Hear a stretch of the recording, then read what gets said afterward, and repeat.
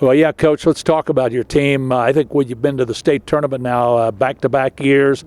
You're the cream of the crop in the GWAC. And it's been a process of getting this program to where it is at this point in time. What do you attribute that to? I think it's just the kids buying in and really buying into what we've been doing with Coach Moser in the weight room over the summer and what we're doing on the court, basketball and volleyball wise. And the kids are buying in and they're believing in themselves, and they're starting kind of that tradition and getting the younger kids to get into that too. What do you think the strength of your team this year will be? I think the leadership. We've got a great set of leaders. We've got some kids that have been playing for us since they were freshmen, and they're seniors this year. So we've got a great, there's a lot that they're carrying, but they're distributing it through their teammates and teaching them too. So I think that's huge. Your size, and you've got size, there's no doubt about it, probably the best size in the conference without a doubt. Does that allow you to play a quicker game? Absolutely. It speeds up our game.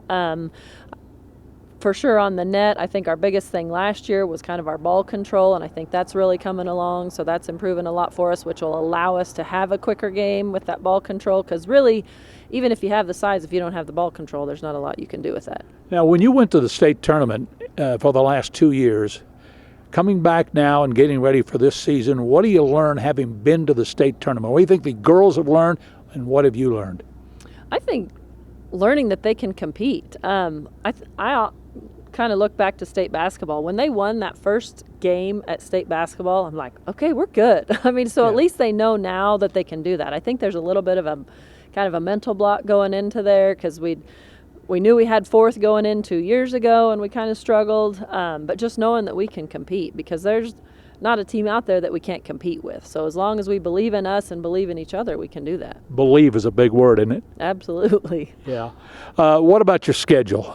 You usually play a pretty tough schedule. Same thing this year? Yes, we do. We start out with St. Francis. That's always a good match for us. She does a good job with them there. They're always competitive. We go to our 2 big tournaments this year. We're going back to Russell and going back to Great Bend, and those have been great for us. Of course, our conference, we've always got great competition within the GWAC, so it'll be a good conference for us, or a good season of matches.